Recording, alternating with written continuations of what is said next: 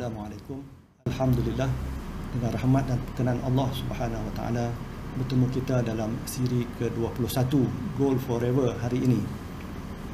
Dalam siri ke-20 sebelum ini dibincangkan tentang contoh bagaimana menjana wang seorang yang tanpa ijazah dengan seorang yang ada ijazah.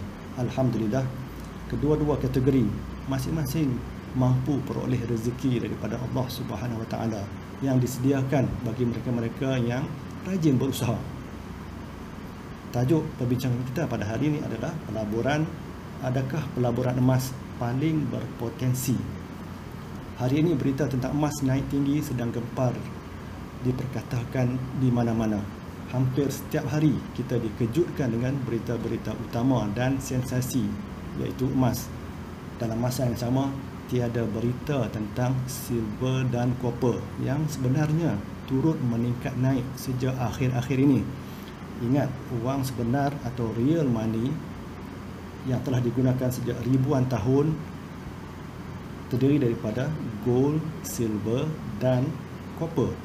Sejak siri pertama Gold Forever diterbitkan pada bulan Februari yang lalu, telah disebutkan real money adalah gold and silver. Baik, di sini ditunjukkan carta bagi harga emas sejak 2005 sehinggalah 2020 hari ini. Khususnya semasa harga naik tinggi di sekitar 2011-2012 di situ. Yang mana kemudian selepas 2012 harga mulai turun, menjunam turun, kekal untuk sekian lama sehinggalah pada awal 2018 ianya mulai menunjukkan tren menaik sehinggalah hari ini 2020, iaitu 1886. Ini adalah artikel berita harian 7 Januari 2012 tersebut. Saya ambil dari blog Sentuhan Sofia. Pada 2012, artikel dalam berita harian ada meramalkan bahawa harga emas akan naik kepada RM503 1 gram daripada sekitar RM180 1 gram ketika itu. Tentulah saya juga bergembira dan harapkan berlaku demikian. Tetapi kita juga perlu akur dengan realiti yang kerap kali juga datang tanpa diduga. Ketika berita tersebut keluar, iaitu Januari 2012, harga emas sudah pun mulai turun selepas mencecah paras tertinggi pada September 2011.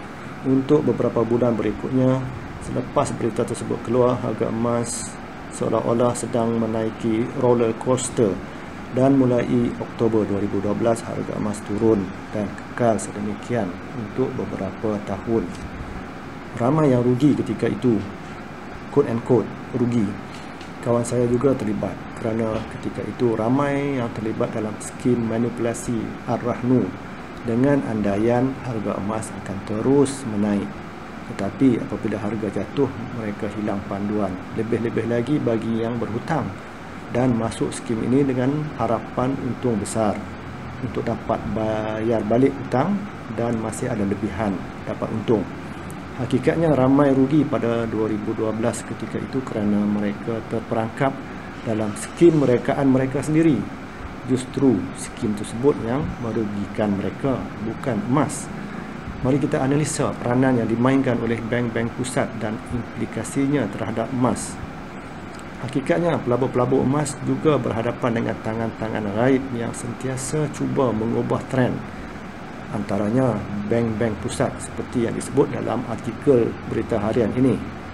Bank-bank pusat mereka memiliki modal besar ratusan juta, dan bank-bank pusat bergerak seiring mereka berpakat, dan ini bukan lagi suatu rahsia. Apabila mereka turut serta membeli emas, tentulah harga akan melonjak begitu tinggi. Pergerakan yang besar ini akan mula menarik ramai pelabur perseorangan dan kecil-kecilan yang ingin turut serta melabur. Tidak berapa lama selepas itu, apabila bank-bank pusat ini berhenti membeli, keadaan ini menyebabkan permintaan jatuh. Maka harga emas pun jatuh pada ketika itu. Mereka yang mula berjinak untuk beli emas akan kecewa. Inilah yang berlaku apabila bank-bank pusat campur tangan pada tahun 2012-2011. Ketika itu mereka mampu ubah trend pasaran dengan modal yang besar yang mereka miliki.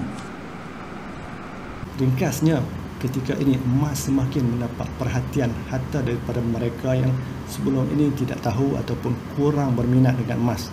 Ini kerana emas adalah real money yang sukar diganti. Real money ini seperti yang disebutkan termasuklah silver dan copper yang turut meningkat naik.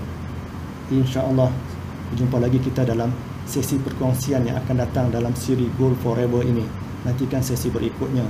Assalamualaikum.